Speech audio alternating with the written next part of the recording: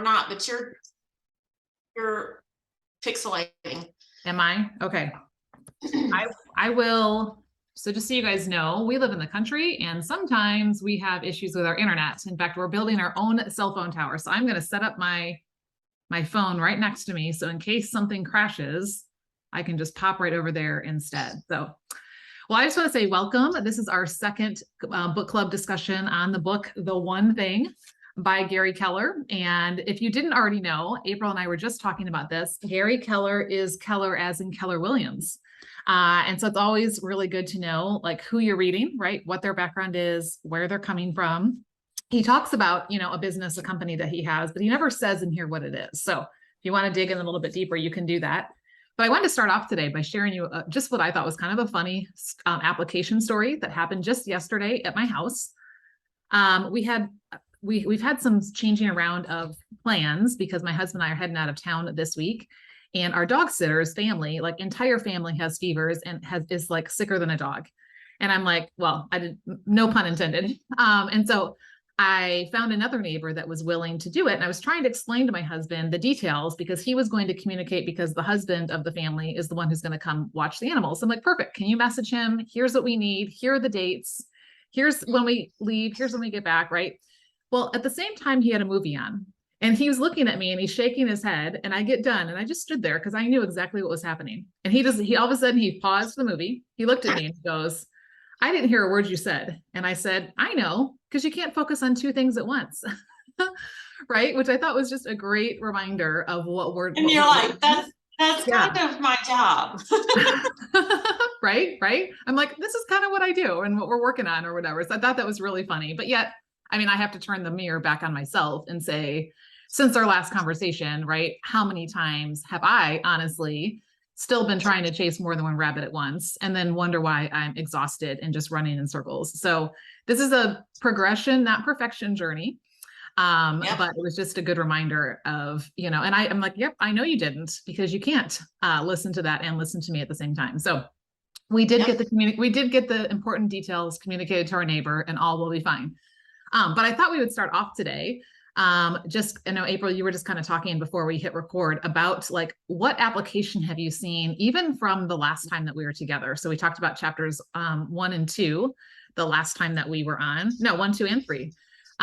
So you were about to share something that has kind of been an application of you when it comes to the one thing. So why don't you tell us a little bit about that? Well, when I read chapters 4 and 5, 4 is everything matters equally. 5 is multitasking, which I've often been praised for. Oh, how do you get everything done? And I'm like, well, it's kind of like fluffy frosting. You can cover up a lot of messy cake with fluffy frosting. And fluffy frosting can be anything, but to do two things at once is to do neither, is what the first part of the multitasking thing says. So I'm even looking at little things like, and before we even started this today, I try to post quotes and I'm always making sure that make sure your social media is full and you got to make sure that you post every day and you want to schedule out your posts and that kind of thing. And at the end of the day, God is God, and he is still going to open the doors that you need opened, regardless of if you kept up or not. I mean, I have a success DMO. I even put it on my phone recently because I was traveling and I was like, I got to keep this up every day. And I didn't. There was 2 days I didn't even open my phone. And I was like, you know what? That's okay. Right. I still had 2 new customers during that time who found me on YouTube and opened up accounts, scheduled their Christmas cards, and they sent their Christmas cards. And then they sent me a thank you email and said, thank you so much for making this so easy. And I went, you're welcome. Wow. I would love to talk more with you about what I'm going to be launching into in the new year. And it's interesting that you say it, and because it's related to what you were just talking about, but it's interesting what you said, because I just shared this inside of the Redeem Her Time membership community. So I posted this like quote tile today. It's actually a fill in the blank. And this week, we're spending time looking back on the past year before we head into a new year. I think there's a lot of value in not just, rushing into the next year, because there are things we can learn from, right? There are things like, as we start looking, we go, I don't want to do that again. But the question, or the statement is this past year, I spent way too much time doing blank and not nearly enough time doing blank. Yep. And for me, I can totally resonate with what you just shared, April. For me, what I put in the comments was, I spent way too much time doing the things I thought I should do, which included social media, include a whole laundry list of other things that I felt like I should do, and I'm consistent and I'm showing up, and if I don't do this, and not enough time just sitting and listening and letting the Lord, like you said, just be the one that opens the doors. I mean, we still are doing our part. It's not just, I'm going to sit in my couch and go, okay, God, bring the people. You can't hibernate. They're not going to come chase you down. Exactly. Well, but that person did, but yeah, I'm very, very mindful. And the post that I'm going to make later on today and put it in various places and probably schedule it out so some other places so that everything doesn't hit at the same time, is be grateful when someone tells you no. Because they have opened your calendar to the ones that are ready. Stop following up 15 times with people that have said no. Wow. Because you become one of the rabbits that they're trying to let go. Yeah, that's so interesting, right? And when somebody how we could be the distraction in someone's life. We think it's them. There's so much pressure for, you got to follow up. It takes 8 to 12 times to get somebody to say yes, and and you got to keep going. And I'm like, but the value of a good solid no.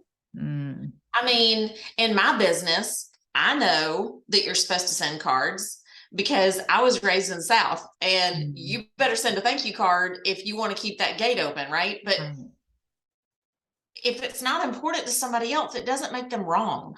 It makes them not my people. And there's 8 billion other people to choose from. I only need about 250,000 of them to be able to fund every missionary I know. And and even if someone listening doesn't have a business, right, there are so many other things that we think we should do, right? We think there's even this addiction, even if you're not the one who's posting things on social media. My neighbor, who's a really young mom, so sweet, was sitting on my couch a couple of weeks ago, and she was telling me about how she has this addiction to scrolling because she feels like if she doesn't spend time and just keep scrolling, she's going to miss something. And maybe I just need to go a little bit further and I'll find that thing that's going to make me feel amazing, or that I need to know. And my heart just literally went, oh, I am so sorry, because we can do things because we think we should do them, or we see everyone else around us doing them. And that's not the concept of the one thing, right? And we're going to talk about this today. Right. As we talk about those 2 chapters, the concept of the one thing is, what's the one thing that will make the biggest difference, that matters most to you in your stage of life, where you are, right? Right. For such a time as this, right? Not somebody else's timeline, because that may be really important for them in their stage of life over here, in this place doing this thing, but that doesn't mean it has to be for you. Yeah. And I love that reminder of how is creating that space. There's so many, there's coaches, and there's people, and there's experts, and somebody's got 20,000 followers, and they say to me, well, you got to do this if you want to do this. And I'm like, what if I don't want to be the person with 20,000 followers? My dream, my little secret dream, is to have several different affiliates connected to me that I can just cheer on. Like, that's my dream. I don't want to be the person with all the things, but that's kind of how it's happening. And I'll walk through whatever door God asks me to. If he's going to give me a platform to talk about the gospel, then so be it. But I really would love, and for me anyway, just because this is just yesterday's mail. Wow. So it just becomes, anyway. And this has been sitting on my desk for 2 days, and I need my son to install it. And all the rabbits, right? Oh my gosh, the rabbits. Yeah. Well, here's one really big thing. And this is something God's really been teaching me over the past couple of months. especially if you're listening to somebody else. Number one, make sure they have the same values as you do, right? Because if they don't value the same things, right? If family or if your faith is really one of your Oh top yeah, priorities, but it's not to them, they're all about the yeah. bottom dollar and building the When, business and getting the followers. You know, you right. have to look at, how do I want my life to feel?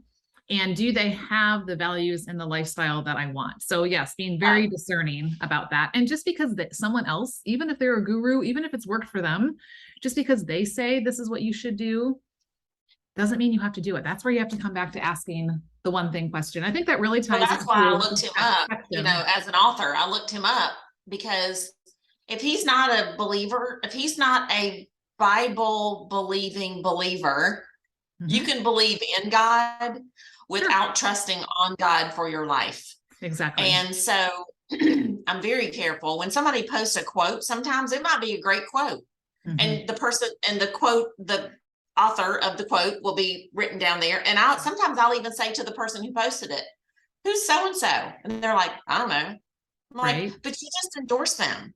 Sure.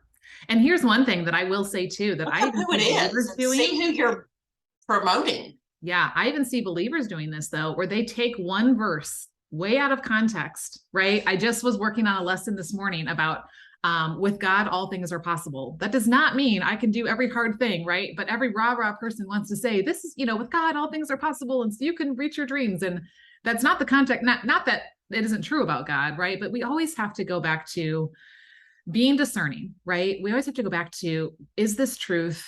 And I think that really ties into this next section that we're going to be jumping into in the book, because this next section is about the lies. It's called The Lies They Mislead and Derail Us, right? So often there's so many things out there, whether they're outright lies or whether they're just kind of those subtle, just little tweaks on the truth, right? Yeah. So here are the like the verse that says, God will give you the desires of your heart.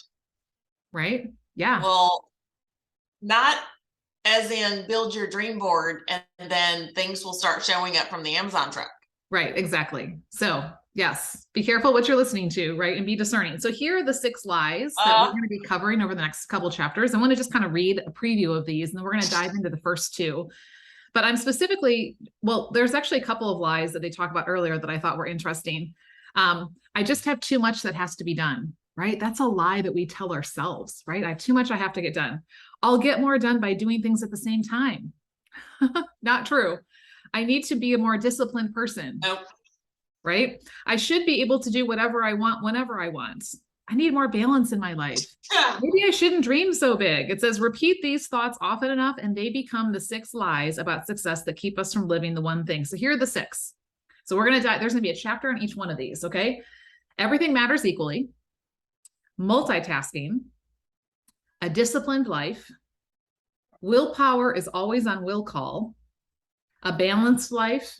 And big is bad. So that list is on page 30. If you want to see those in front of you, but I'm just curious, while we're just kind of throwing those out there, April, was there one of those that really pops up to you that you're like, yep, that's the one I'm really going to have to lean into? On page 30, that list of the 6 lies, is there one that really kind of stands out to you of going, this might be the thing? Yeah, I mean, I only read the first 2. Oh yeah, no, we didn't read them yet. I'm just asking you to think ahead about multitasking for me is always a temptation, just because it's like, I mean, today's day 61. I've had no sugar in 61 days today. Wow. And I do feel like I've sort of crossed over the Jordan. Like, I made it through Thanksgiving. For those of you who are listening to the replay of this, we are only a couple days out from Thanksgiving. So we're talking, that's a right. legit thing to be able to say 61 days. I made it through Thanksgiving. And Halloween. Yeah, I made it past, Halloween, all the things. So, but when I first started, I didn't have 60 days in my sights. I had dinner, and then I had breakfast, and then I needed to make it through lunch. And when you read Atomic Habits, that's one of the things that they talk about too, is just get through the next thing. And then before you know it, here we are at 61 days. And I was able to walk past my mom's caramel cake and not break down in tears because I was somehow violating her love for me.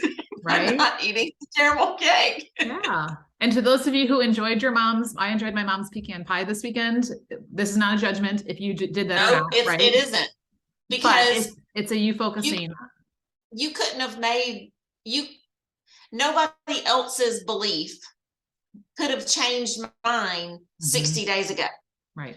This was something I had to come to. It was for all sorts of different reasons that doesn't matter today, but multitasking is a huge temptation for me, just because I am able to do all the things. I do have the gift of time right now, but that does not mean I can be in all the groups. People message me every day. Hey, will you join this group? Will you join that group? I'm doing this sale for somebody. Can you join this group? I am in 352 Facebook groups. I Like, will can't it clean out, right? Yeah. Right. Like I can't. I just you back yourself into a corner where you can't care anymore. Well, and think about And it. then everything falls over. If you're in 300 groups, I think I was in 250 when I counted a couple of months ago.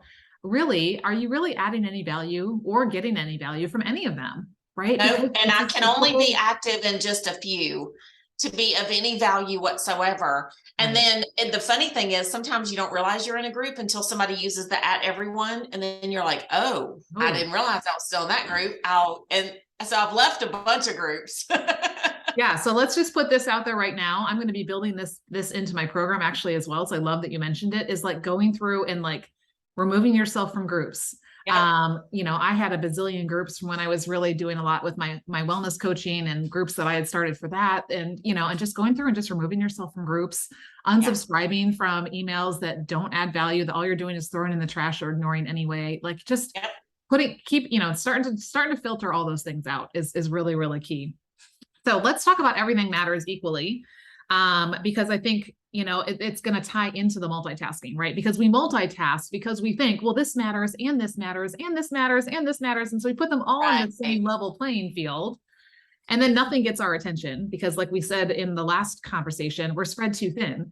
And so we can't be anywhere because we're trying to be everywhere. And we're trying to say that everything matters equally. So let me just ask, and April, I'm just putting a lot on you today. And I love that you're a talker. So since it's just us, like you get to answer all my questions. But like if I say to you, April, everything does not matter equally. I'm just curious, like, how does that make you feel? Does it make you go, amen, I know it's not? Or does it make you go, well, yeah, there are a lot of really important things in my life. And what about this? And what about this? Like, just kind of like when you hear everything matters equally, or if we're thinking about the opposite of that. So if everything matters equally is the lie, right? The truth is everything does not matter equally. Like, how does that make you feel to hear that? It depends on what season you're in too. Everything does not matter equally to everybody. Most people in my life right now are like, thank God she's talking about sugar now and she's not talking about cards anymore for the moment, but I'm always my in the blogging world, they call it a through line. My through line is always the gospel. Always. Sure. I start and end with the gospel. I may use different avenues or tools or vehicles to get there, but my through line is always the gospel. So that is my one thing. If something is not furthering that or getting me closer to getting to another gospel conversation with somebody new, then I will very likely not pursue that. Especially if I'm in a conversation with somebody who maybe they already have a send out cards account. And so I know they're not going to be my customer. They're already a believer. And so what I will do is put them in my CRM. I will label them whatever. I have mothers and fathers and veterans and all sorts of people. And I'll put them in the appropriate groups, but then I'll move on because they're already on my mission. Yeah.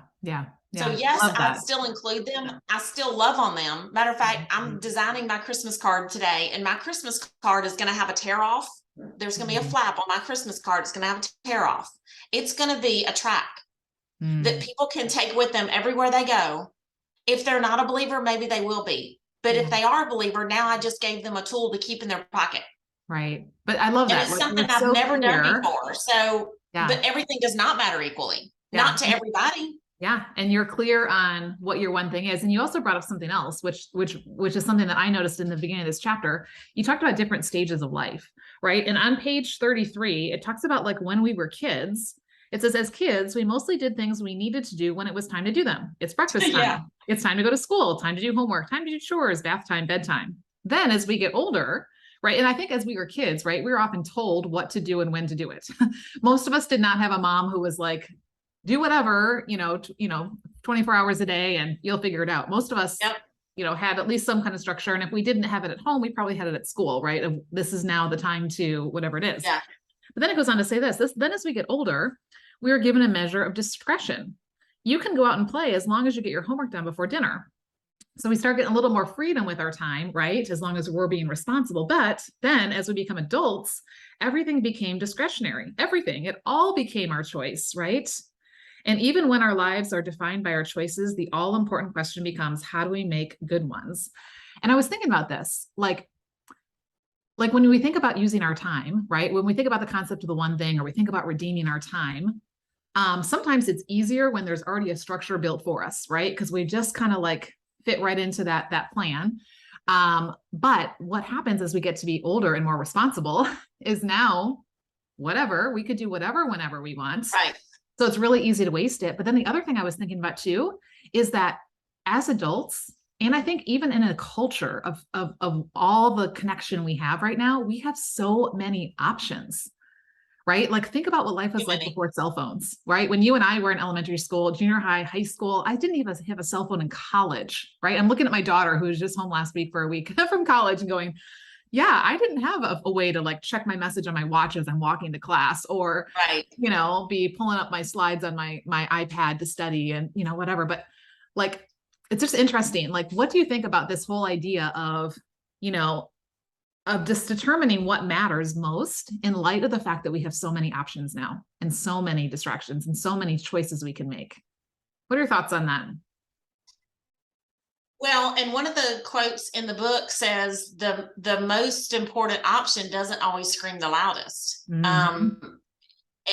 Sometimes you really just have to ask the Lord for discernment, and he promises that he will give discernment, but Mhm. we have to listen for it, and we have to take it, and we have to, just because maybe even send out cards, for example, maybe my company decides to have some sort of initiative that they're doing this, whatever the thing is. Mhm. God may say, that's not what I have for you right now. And I need to be bold enough and confident enough to say, I'm sticking with my thing that the Lord gave me to do, Yeah. and Yeah. let that be okay. And let my no be no.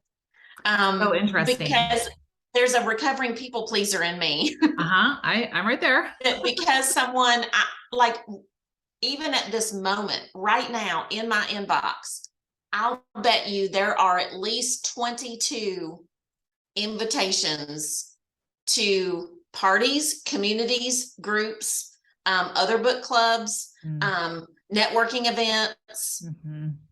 And yes, they're all good, Yeah. but Yeah.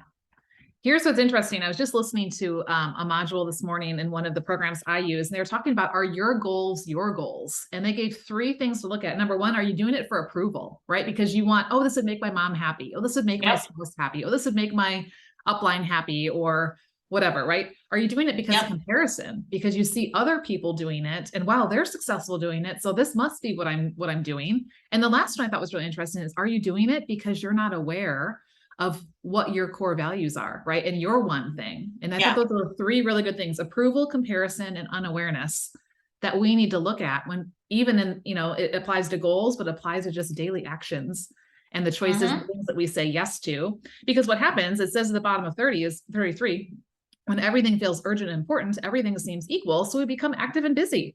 But that doesn't actually move us any closer to the end result that we really want, right? Activity is often unrelated to productivity, and busyness rarely takes care of business, right? It's the whole idea, like, right, does activity really mean productivity? Oh, yeah. we do Because a when lot of somebody things all day says to long me, that take us nowhere. Yeah, when they come to me, and usually they'll approach me and they'll say, hey, you're the card lady, right? I'm like, yep. And they're like, okay, I need to do this or whatever the thing is, whether they want to get out, whether it's holiday cards or whether it's some sort of something. Like one realtor came to me one time, he wanted to contact and just send a getting in touch card to the last 5 years of transactions. Great, because half of them didn't even know he was still selling real estate. And a month went by, 2 months went by, and I set a 60-day reminder in my, I have a system for this. And I just sort of texted him and said, hey, just wanted to check in, see how you're doing. He goes, oh, I've been so busy. Busy about Well, what, right? That's the thing, right? Like that quote that says, if the you're answer too busy. busy to do the thing, and I want to, well, part of me wants to say, look, dude, you knocked on my door. And I'm like, I get it. We're all busy. I'm busy too, but I took the time to message you. And so it just, when somebody says they're busy, I wish that, and was it this book? Did this book say it? Or was it, oh gosh, I'm into consistency. Oh, that's it. It's The Consistency Chain by Jim Packard. In The Consistency Chain, oh, you're frozen. In The Consistency Chain by Jim Packard, I'll say this and then I've got to scoot. But he said there is no such thing as tomorrow. You're going to do what you're going to do on the day that you mean to do it. And if you say you're going to do it tomorrow, that's the lie. That why don't you just go ahead and say, I'm never doing this ever? Or just say it's not a priority. Because right? That's what tomorrow means. Yeah. Yeah. Right. Just go ahead and admit it's not a priority. But yeah. we don't want to say that because that makes us look like we don't care, or it makes us look like we're being slack. Whatever the thing is, if you meant to do it, you do it. Exactly. Yeah. And here's one quote I'll end with this before you leave, is that on page 35, they're talking about the difference between achievers and doers. And achieving doesn't mean like, I'm only out there to hit goals, but they said that the achievers do what other people plan to do later. Right. They're willing to take action and do it now, versus everybody else is putting it off till another day, another time, another whatever, and never get around to it. So yeah, thank you for sharing that. So I know that you need to head. Hey, Melissa, you're frozen. Yeah, that's what I heard. Yeah, but you're frozen. So hopefully when this comes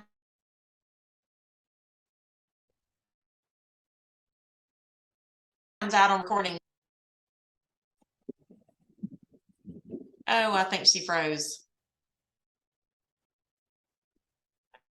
Okay, I can't hear you, Melissa, so I'm gonna go. Bye. Okay, thanks, April. All right, I'm gonna see if when April drops off, if this works. I want to just share a couple other things with you, whether you've read these